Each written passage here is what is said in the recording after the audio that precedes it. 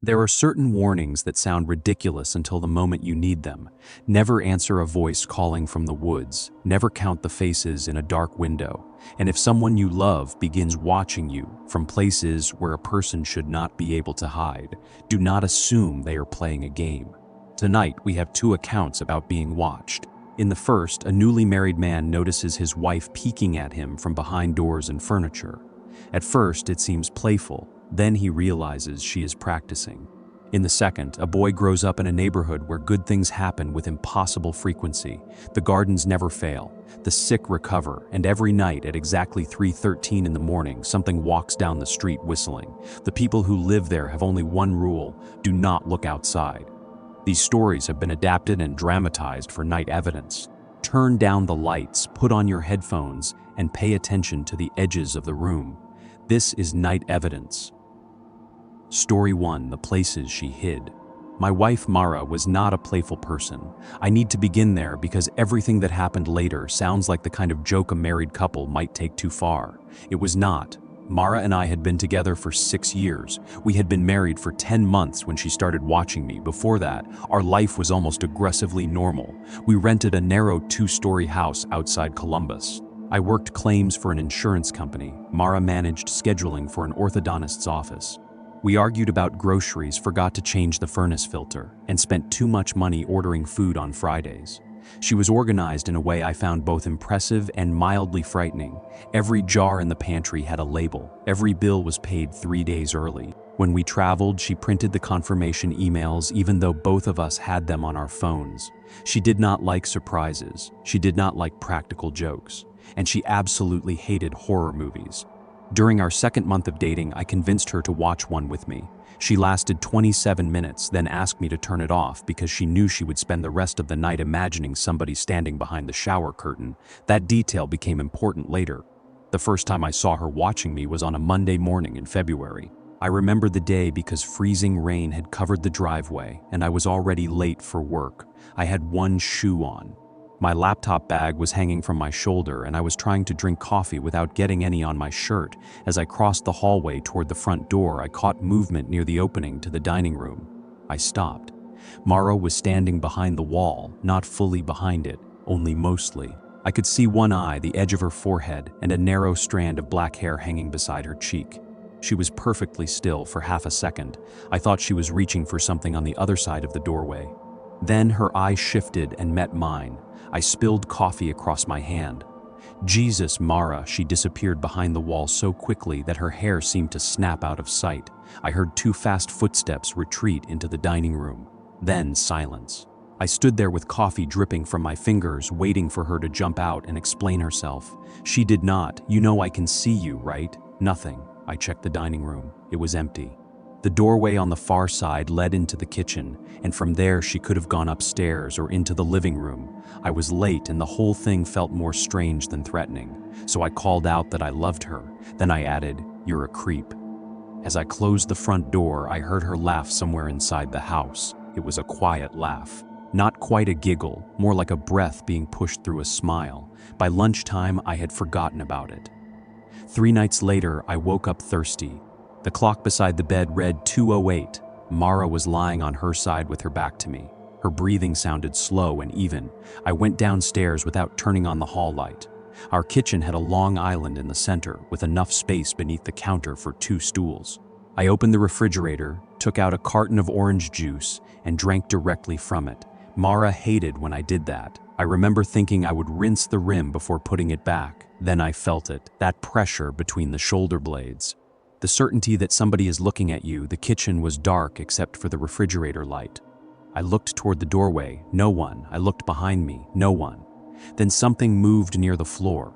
Mara's face rose slowly from the far side of the island. Only her face. Her chin was almost touching the tile. Her hands were flat on the floor beside her, fingers spread wide. She looked up at me with her eyes opened as far as they could go, and she was smiling. Not the restrained smile she used in photographs. Not the smile she gave me when I made a bad joke. This stretched across her entire face. Her lips were pulled back from her teeth, and the muscles in her cheeks trembled from the effort of holding it. I shouted and dropped the carton. Orange juice hit the tile at the sound.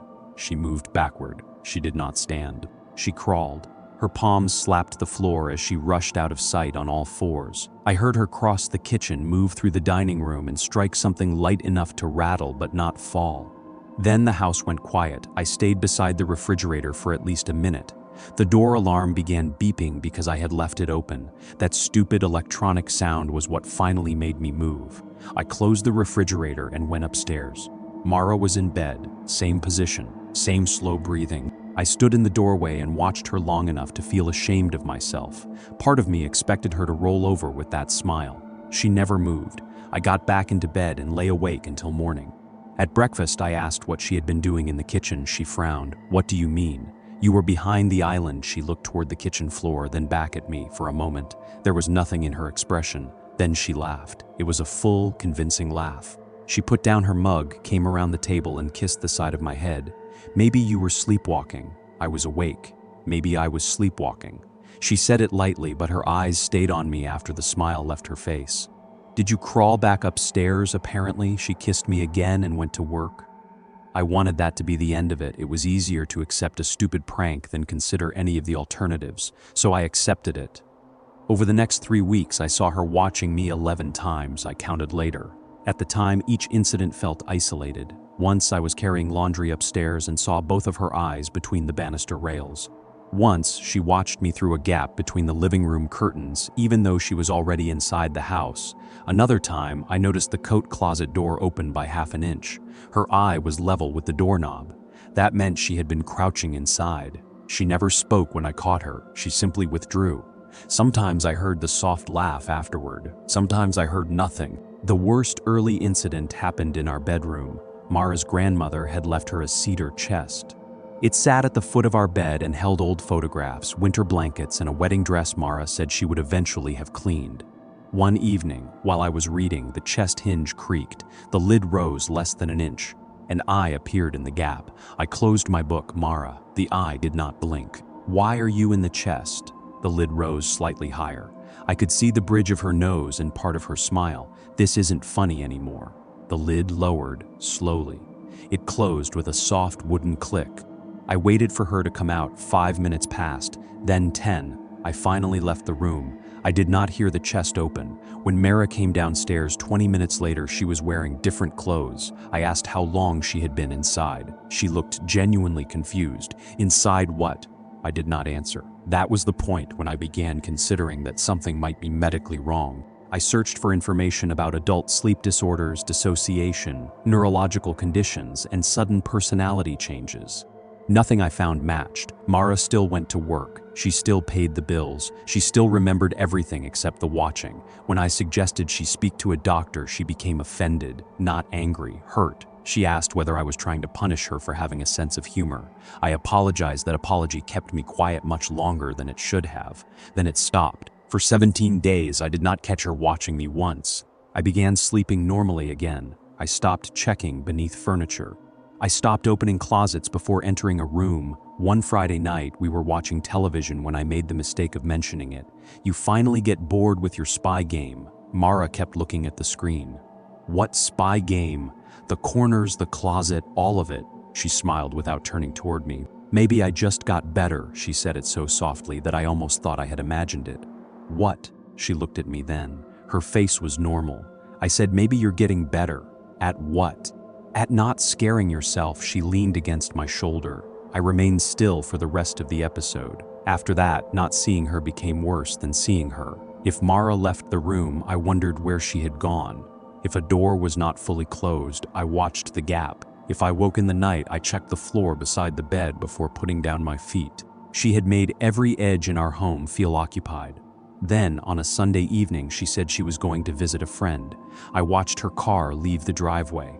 I watched its taillights disappear. 2 hours later, I took a shower. I had shampoo in my hair when the pressure returned between my shoulders. The shower curtain moved, not enough to be obvious, just a slight inward pull as if someone outside had taken hold of it. I froze. Water ran over my face.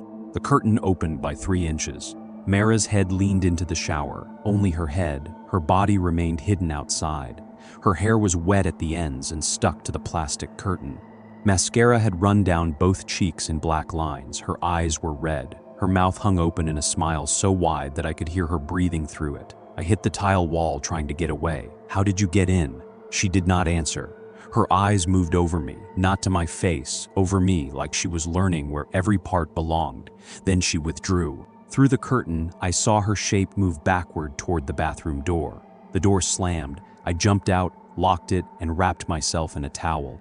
For almost an hour, I heard nothing. I called her phone. It rang somewhere beyond the door, then stopped. I called again. This time, the ringtone came from inside the bathroom. It was coming from the linen closet. The closet was built into the wall beside the shower. It was narrow and filled with towels, cleaning supplies, and a hamper. The door stood open by less than an inch. I could see darkness through the gap, then her phone lit up inside. For 1 second, the light illuminated Mara's eye. She had never left the bathroom. She had slammed the outer door while hiding in the closet. I unlocked the bathroom door and ran.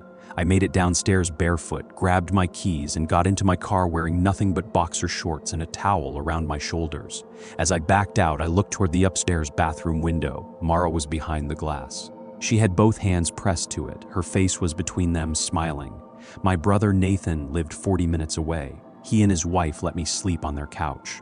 I told them Mara and I had argued. I did not tell them that my wife had folded herself into a linen closet just to watch me discover her. Mara called 6 times that night. Her messages were short. "Where are you? Are you safe? Please come home. I love you." She did not mention the bathroom. At 5 in the morning, I finally fell asleep.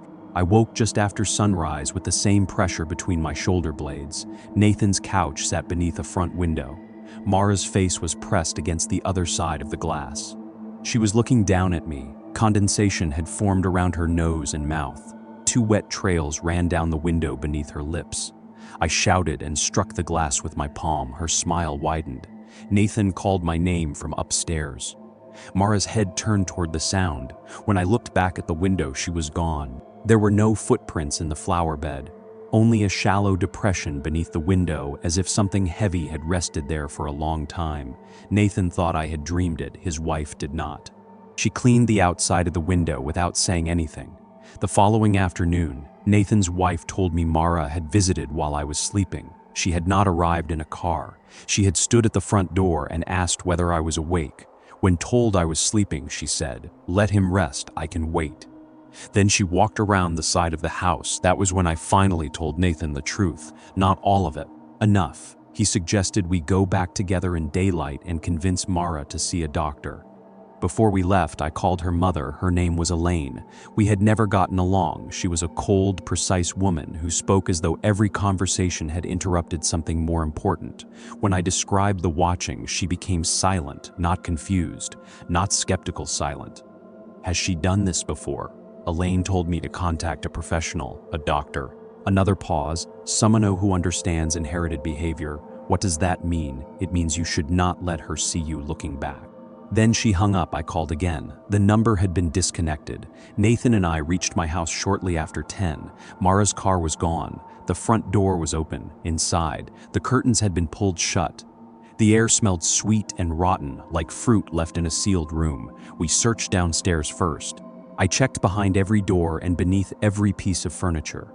Nathan tried to make a joke about it, but his voice sounded thin.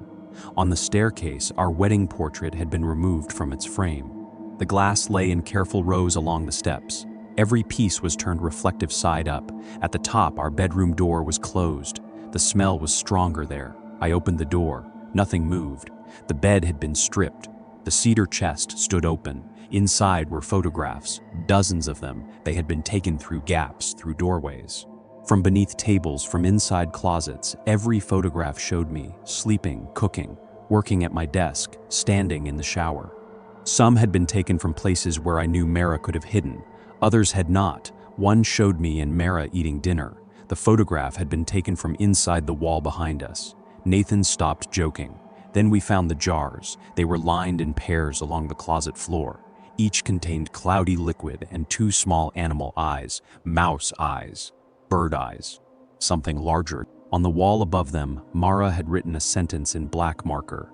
"It is easier when you have more eyes." Nathan told me we needed to leave. I agreed. Neither of us moved because the pressure had returned. Someone was watching. There was a space beneath our bed less than 8 inches high. Mara was inside it. Her body was turned sideways. Her arms were folded beneath her chin. She smiled at us from the darkness. Her fingers trembled with excitement. Mara. Her head made 2 quick nodding movements. I want to help you, the smile stretched. Will you come out? She lifted one hand. Blood covered her fingers. Between them, she held a long triangle of glass from our wedding portrait.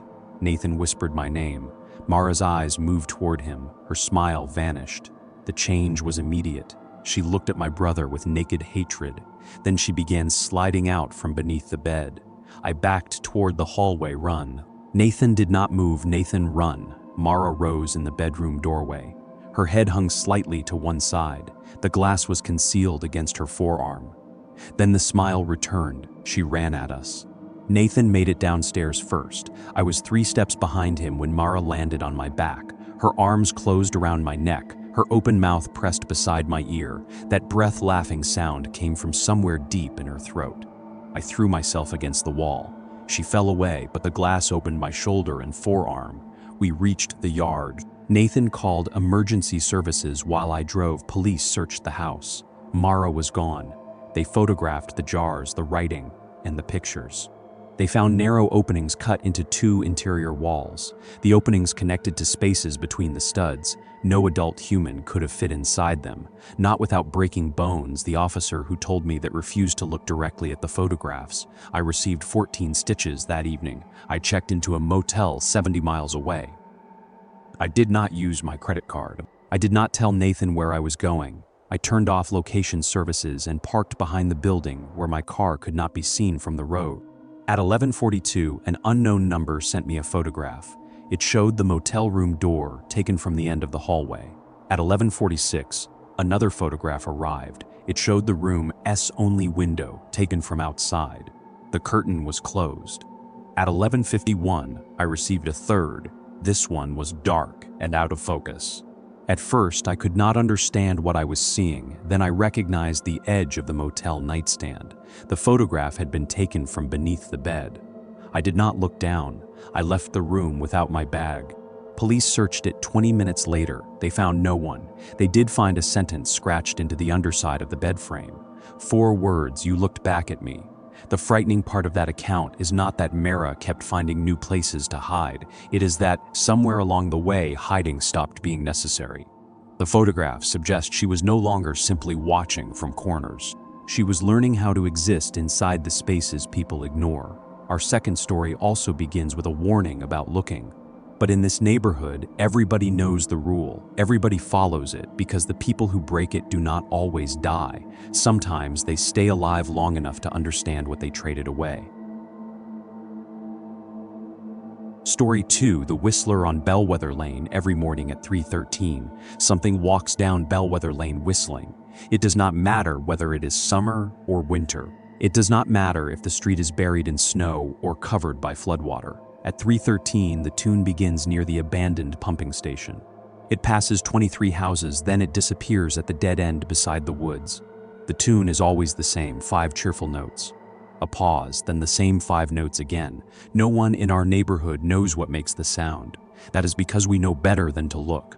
My name is Caleb, and I was 13 when one of my friends opened the shutters. I had lived on Bellweather Lane since I was 6. It was the best neighborhood I have ever known. The houses were small but cared for. Children left bicycles in front yards without having them stolen. People planted tomatoes that grew through October. If a dog escaped, somebody brought it home before the owner knew it was missing. Good things happened there, not spectacular things. Usually small things: a tax refund twice the expected amount, a scholarship from a contest no one remembered entering, a wedding ring found in the grass after being missing for 12 years. The adults called them neighborhood blessings. My mother called them coincidences. My father never called them anything.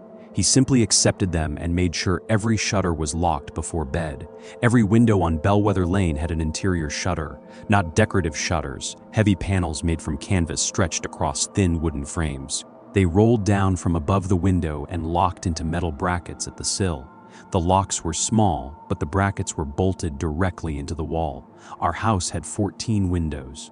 My father checked all 14 every night. He carried the shutter key on a separate brass ring and slept with it in the drawer beside his bed. When my sister Ren and I were younger, we sometimes crept into the kitchen to hear the whistling. We were allowed to listen. We were never allowed to look. That was the big rule. My father explained it the same way every time. The thing in the street does not mind being heard. Then he would point toward the covered window. But it wants to know who can see it. My father was born on a small island in the Caribbean and moved to the United States when he was 9. He was not superstitious in the ordinary sense. He fixed industrial air conditioning systems. He trusted voltmeters, pressure gauges, and service manuals. But he also believed the world contained things that did not care whether we believed in them. He said his grandmother taught him that some spirits were cruel, some were generous, and most were simply bound by rules people no longer remembered. Bellweather Lane made sense to him immediately. It took longer for my mother. She stopped calling it nonsense after my sister got better. Ren was born with damaged lungs. For the first 7 months of her life, a machine did part of her breathing. My parents moved to Bellweather Lane because it was closer to the children's hospital and because the rent was low. Within 2 weeks of moving, Ren began improving. The doctors credited a new treatment. My parents credited the doctors. But after years of being told what Ren would never be able to do, she came home without oxygen. By 5, she could run. By 8, she could swim underwater farther than I could. My father never said the neighborhood had healed her. He did not need to. That was why we stayed.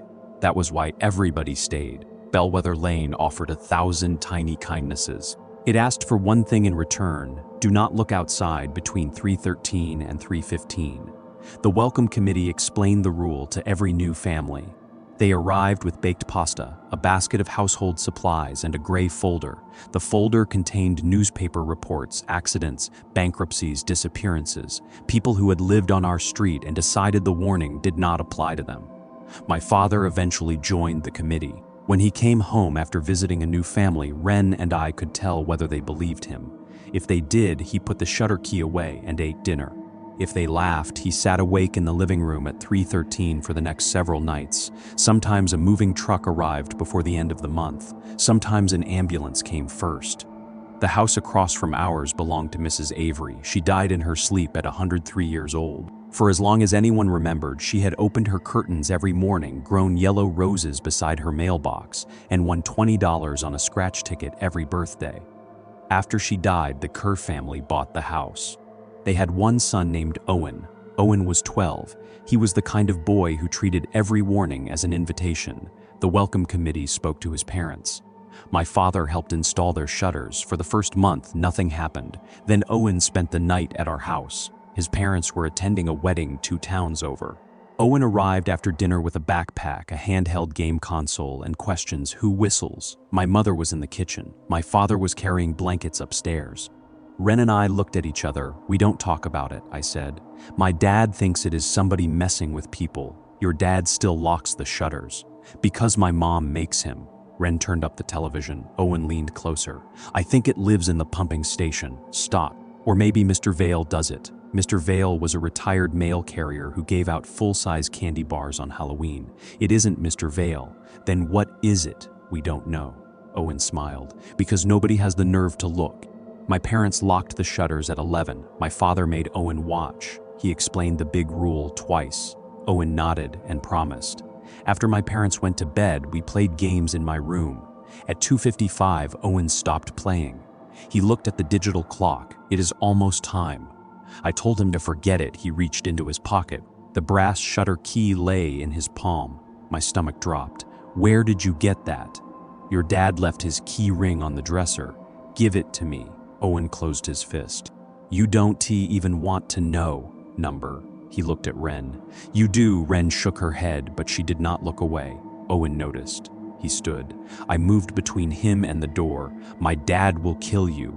Your dad want to know. He'll know. How? I had no answer that would make sense to someone who had never heard the tapping after a neighbor broke the rule. Owen pushed past me. The clock changed to 3:12. I followed him into the hallway. Ren followed me. I told her to go back. She did not. The house felt different after the shutters were locked, smaller, safe. But as we walked toward the living room, I understood how thin that safety really was. a few millimeters of canvas, a little brass key, and 3 children who thought rules were stronger than curiosity. Owen stopped at the front window. The digital clock on the cable box changed. 3:13. The whistling began. It was farther away than I expected. Faint at first, then clearer. 5 notes. A pause. 5 notes again. It sounded cheerful. That was the worst part. Owen fitted the key into the lock. I grabbed his wrist. He pulled away. Don't. It is already outside. That is why you don't. The whistle moved closer past the first house. Then the second. The tune never hurried. Owen turned the key. The lock clicked. Wren whispered my name. The whistle reached the Kerr house across the street. Owen pulled the shutter cord. I moved before I understood what I was doing. I caught Wren around the shoulders and turned her away from the window. Then I closed my eyes. The shutter snapped upward. Silence, not ordinary nighttime silence. Everything stopped. The refrigerator motor, the heating vent, the insects outside. Even the blood in my ears seemed to go quiet. I held Wren against me. Keep your eyes closed, she nodded into my shoulder. I reached toward Owen. My fingers touched his arm. He was shaking. Owen. He did not answer. I kept my eyes shut and felt along the wall for the cord. My fingertips brushed the window glass. It was freezing. Then something touched the glass from the other side, exactly where my fingers rested. The glass warmed beneath my hand. A low vibration traveled into my fingertips. Not a voice. Not exactly. But I understood it. Open your eyes. I pulled the cord. The shutter dropped. I locked it without looking. Only then did I open my eyes. Owen stood facing the covered window. His skin had gone gray. Blood ran from his lower lip where he had bitten through it. His eyes were open. He turned toward me and screamed.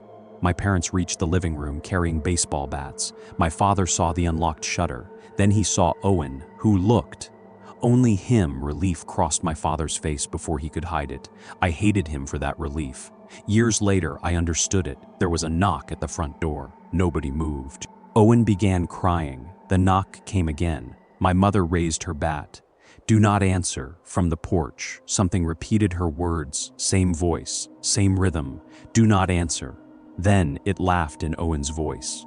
The knocking moved to the back door, then back to the front, then both doors at once. The blows became heavier. Windows rattled in their frames. Something tapped along the outside walls, moving around the house in a complete circle. Owen covered his ears. I won't tell anyone what I saw. Everything stopped. For several seconds, the house was silent. Then came a delicate tapping from the window he had opened. Tap, tap, tap. My father wrapped both arms around Owen. He did not tell him everything would be all right. That frightened me more than the knocking. The tapping continued until sunrise. If we moved away from the living room, the heavy knocking returned. So all 5 of us stayed together on the floor. At 7:02, the tapping ended. My father waited 2 more hours before opening a shutter.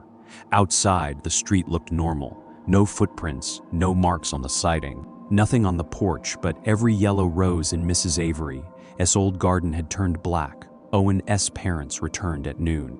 My parents took him home and remained there for several hours. The next day, Owen did not go to school. On Tuesday, his father lost his job. On Wednesday, their basement flooded despite clear weather. On Thursday, Mrs. Kerr fell down the stairs and broke her wrist. On Friday, Owen's dog escaped through a gate that was still locked. They found it beside the abandoned pumping station. It would not go near Owen. By the following week, the Kerrs were packing. Wren and I watched from behind our upstairs window.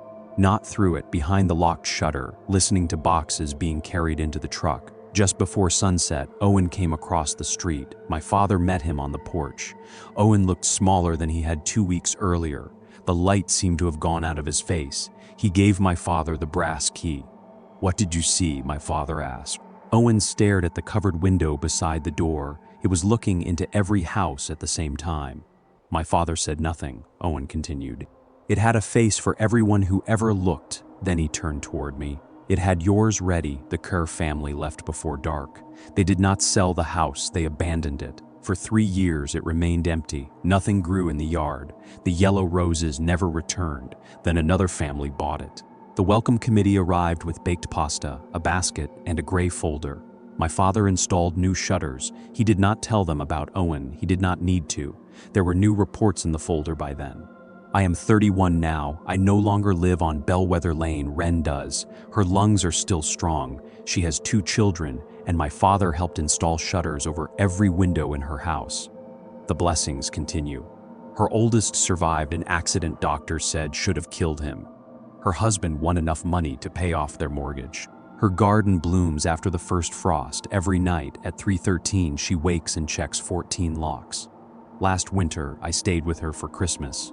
At 3:13 the whistling began.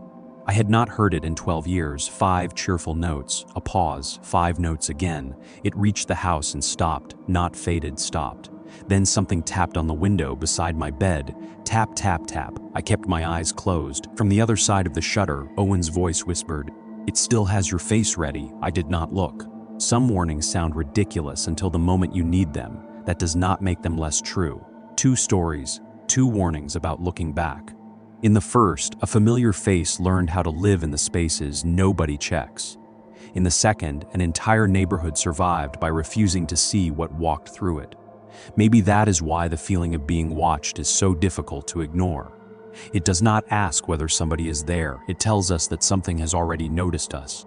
If you lived on Bellweather Lane, would you keep the shutters closed? Or would a lifetime of good luck eventually make you believe the warning was only a story? Tell us what you would do in the comments. And if you enjoy immersive first-person horror, follow Night Evidence so you do not miss the next case. The story ends here. The evidence does not.